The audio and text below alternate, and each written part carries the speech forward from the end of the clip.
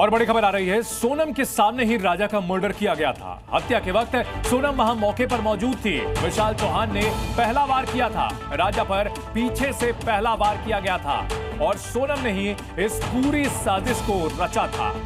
सोनम राजा के मर्डर की मास्टरमाइंड है। उसी ने हत्यारों को अपनी लाइव लोकेशन भेजी थी ताकि वो लोग ठीक उस जगह पर पहुंच पाए जहां पर राजा और सोनम थे।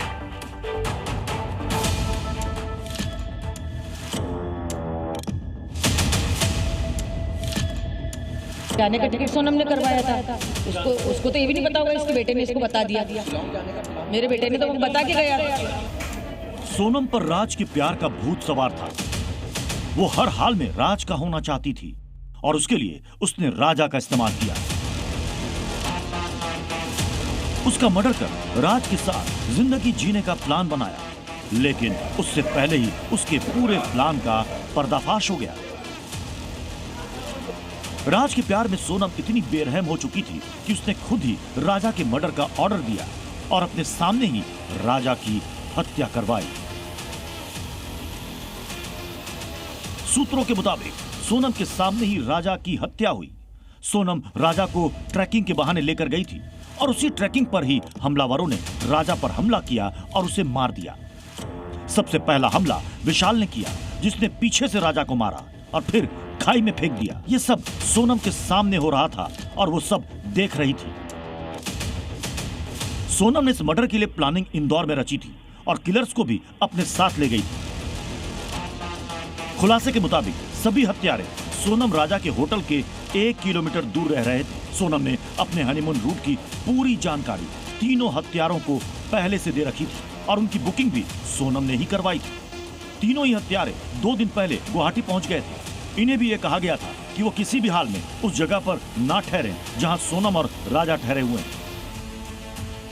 इतना ही नहीं, सोनम लगातार अपनी लाइव लोकेशन भी इन सब के साथ शेयर कर रही थी, जिसका वीडियो भी सामने आया था, जिसमें वो राजा के साथ दिख रही है और मोबाइल पर चैट कर रही है। तो डायरेक्ट यहाँ से जाके चेरापूंजी में गए थे। 23 को फिर वो लोग वहाँ से निकले थे डबल डेकर से, शिलोंग के लिए आ रहे थे। हाँ, तो उसके बाद तो मेरे को, क्योंकि मेरे को पेमेंट किए थे 22, 23, 24, 25 के लिए, तो 25 को लोग वापस आने वाला थे, तो हम इसलिए कॉल नहीं किया था। तो 24 को कॉल आया था पुलिस स्टेशन से, आपका गाड़ी यहाँ पे रखा हुआ है। सोनम ने राजा के मर्डर के बाद उसी दिन शिलोंग छोड़ दिया था और गुवाहाटी होते हुए यूपी आई थी। राजा की मां ने भी बताया कि कई बार उन्होंने सोनम से हनीमून की फोटो मांगी तो उसने बहाना बनाते हुए इनकार कर दिया था। तो मैंने बोला बेटा फोटो भेजो, तो बोले मम्मी नेटवर्क की प्रॉब्लम है, क्योंकि उसके पास का फ़ोन तो बंद था और सोनम ने उसको बोल रखा था कि तुम्हारे फ़ोन में तो नेटवर्क आता नहीं है, तो उसने रख लिया था। तो बोले कि ये ना, मैंने कि एक काम करो, वीडियो कॉलिंग करके दिखाओ कि ऐसी लोकेशन है, किस जगह पे हो तुम, कौन सा जंगल है बताओ तो मेरे को। तो बोले मम्मी नहीं, बोले अभी बाद में दिखाऊंगा, उसने इतना बोला। इसके बाद में कोई बात। सोनम ने इस मर्डर के लिए शिलोंग को ही क्यों चुना, इसका भी खुलासा हुआ है। दरअसल सोनम 1 साल पहले अपने परिवार के साथ शिलोंग गई थी। वहां की घाटियों से वाकिफ थी। यही वजह थी कि उसने ये पूरा प्लान शिलोंग में रचा और मर्जी से शादी कर राजा का मर्डर कर दिया।